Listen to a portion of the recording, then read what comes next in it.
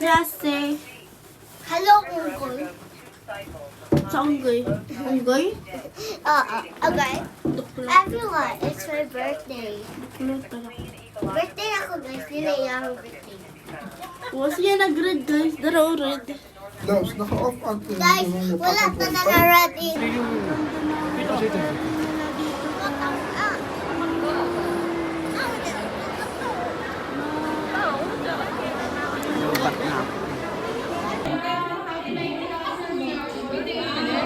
Okay.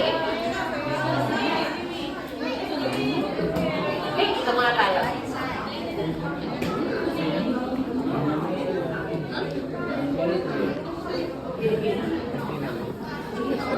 Okay? Thank you. Okay? I think we can start na siguro, no? Yes! Start? Bago tayo mag-start, kumakain ba tayo ng seaweed? Yes. Okay. Kasi nasa seaweed factory kayo. Makain ka ba dyan? Okay? Okay.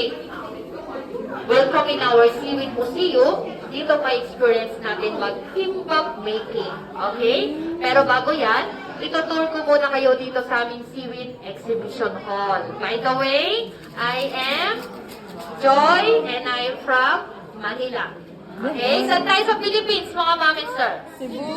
Cebu, Lami ang aming seaweeds. Okay? Let's go this way. Ito yung aming old machine. Ginagamit pala doon dahil 6 weeks sa paggawa ng seaweeds.